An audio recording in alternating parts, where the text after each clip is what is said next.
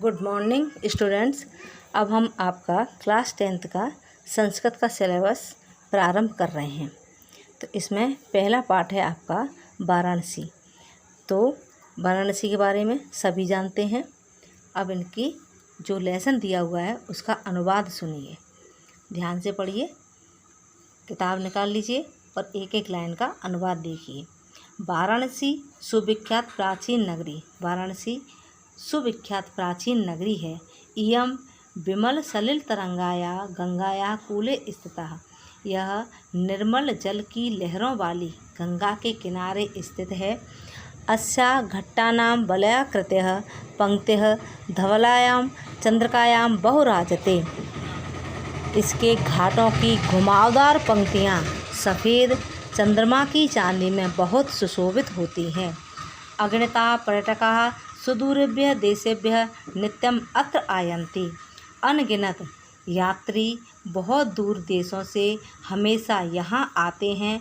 अस्या घट्टांच शोभां विलोक्य इमं बहु प्रशंसति, कि इसके घाटों की शोभा को देखकर इसकी बहुत प्रशंसा करते हैं।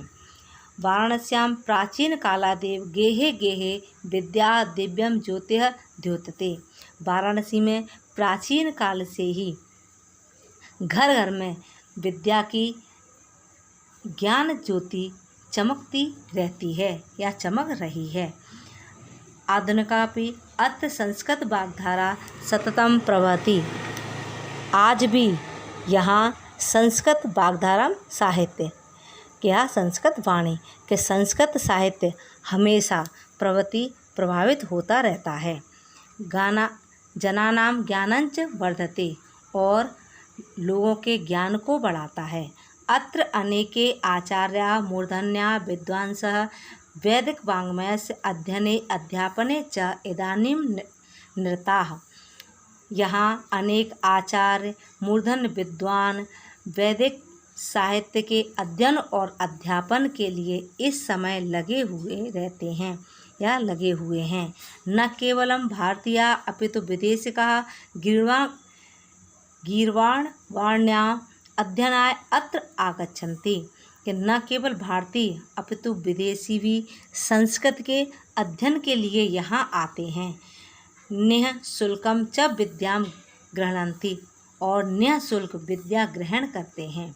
अत्र हिंदू विश्वविद्यालय, संस्कृत विश्वविद्यालय, काशी विद्यापीठ इत्येते त्रयः विश्वविद्यालयाः सन्ति, कि यहाँ हिंदू विश्वविद्यालय, संस्कृत विश्वविद्यालय और काशी विद्यापीठ ये 3 विश्वविद्यालय सन्ति हैं।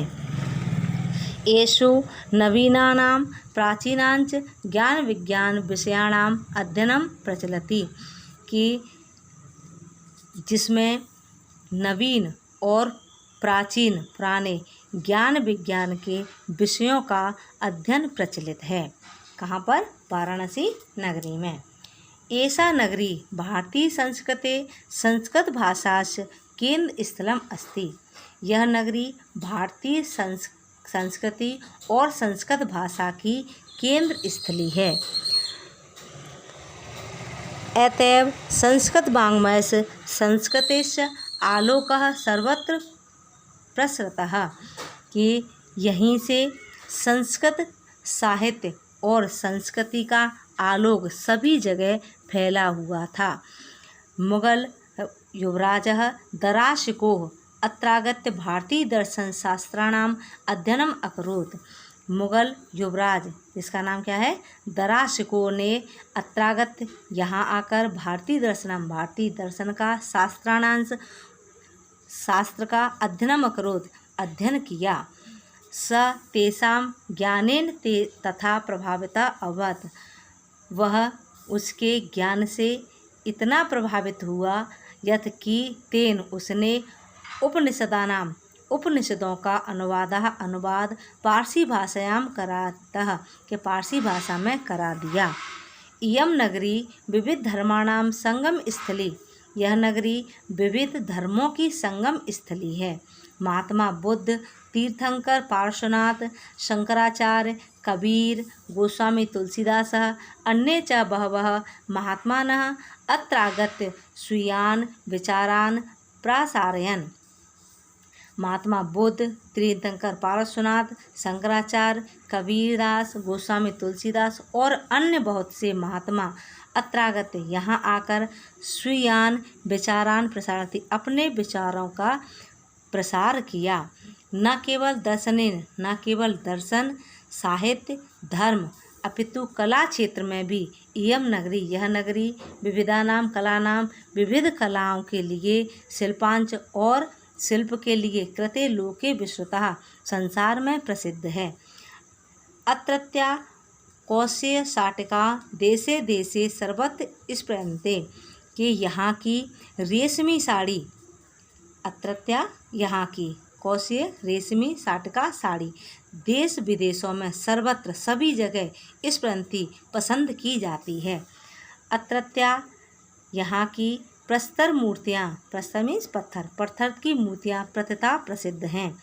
इयम निजाम यह अपनी प्राचीन परंपरा इदानीमप्य की प्राचीन परंपरा को आज भी पालन कर रही है। तथैव गीयते कविभिः इसलिए प्रसिद्ध कवियों ने अपनी कविता में इसका वर्णन इस प्रकार किया है।